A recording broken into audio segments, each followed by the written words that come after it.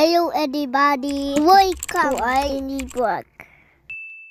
Hello, good morning. Happy Mother's Day nga pala sa lahat ng mga super mama. Ano nga pala yung natanggap nyo ngayong Mother's Day mga mamshis? Ako ay itong salamin na to na dala ng anak ko from the kindergarten at ang cute nga nito dahil may personalized flower pa ito sa labas na gawa mismo ng anak ko. Simple act of love pero sobrang naa-appreciate natin, aminin nyo yan mga mamshis. Anyway, sa wakas dumating na nga yung hinihintay kong delivery ngayong umaga bago kami makapagala at ma-celebrate yung Mother's Day. Ito nga yung mga tinapay at cheesy ensaymada na binibenta ng ate ko. Nako, I highly recommend yung mga tinapay ng ate ko mga mare, lalo na itong cheesy ensaymada niya, panalo promise. Nag-ayos nga lang din pala kami saglit at umalis na nga kami para din i-deliver itong mga cheesy ensaymada na in-order sa akin ng aking mga kaibigan. Maraming salamat po sa patuloy na umu-order at sumusuporta. Fast forward, pumunta nga pala kami dito sa 2nd Street. Ito nga talaga kasi yung Mother's Day treat namin ng mama ko sa isa't isa. At ang una ko nga pinuntahan ay yung mga luxury items nila. Nako, napakaraming ang pagpipilian ng mga high-end products na nandito. Tignan nyo naman itong mga Louis Vuitton na bag ay nasa around 65 yan lang or kung sa Pilipinas mga 25,000 pesos siguro. Sobrang mura na no at ang gaganda niya pa talaga. Dito nga pala sa loob ng 2nd Street, lahat ng medyo may kamahalan na products ay nasa loob ng shelves at hindi mo nga siya basta-basta mahahawakan unless magtawag ka ng staff. Marami nga rin sila ditong nakadisplay ng mga affordable brands kagaya na lamang ng mga Coach, Kate Spade at MK. May nakita nga akong Coach bag na nasa around 3,000 pesos lang at sobrang bago niya pa talaga. Itong color pink na Coach wallet naman ay nasa around 750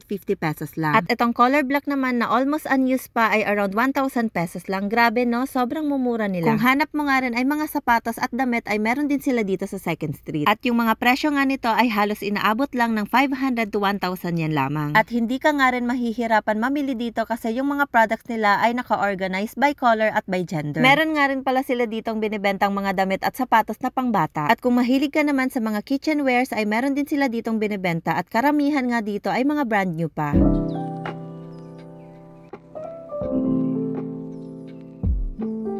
Kung nagtitipid ka naman at hanap mo ay mga child car seats pati na rin mga strollers ay meron din sila dito at yung iba pa nga ay sobrang ganda pa ng quality at almost new pa. Meron nga rin pala sila ditong mga binibentang mga gadgets kagaya na lamang ng mga cellphones pati na rin mga iPad. Siya nga pala, nakabili nga rin ako ng 2 pantalon na to at ang ganda pa nga ng tela niya, parang bago pa siya at 500 yen each nga lang din ito. Sa mama ko naman ito yung napili niya, napakasosyalin na bag at 900 yen nga lang din ito. Swerte nga rin namin at nakakita kami nitong Chico na training bike na to at nasa 900 yen nga lang din ito. Halos nasa 1,000 pesos nga lang din pala yung mga nagastos namin para sa 4 items na yon. Sobrang sulit na no, imagine may bike pa yun nakasama. At dahil magkatabi nga yung 2nd Street at McDo at saktong nagugutom na rin yung mga bata, dumiretso na rin kami dito sa loob. Nag-order nga lang din ako ng mga burgers pati na rin nuggets at tinake out nga lang din namin ito. Usually ganito lang kami mag-celebrate ng Mother's Day. Lalabas, mag-iikot-ikot or kakain sa labas. Kayo po, paano kayo nagse-celebrate ng Mother's Day? Paki-answer nyo naman sa comment section. Again, Happy Mother's Day ulit sa lahat ng mga dakilang ilaw ng tahanan. So ayun lang, salamat sa panonood. God bless!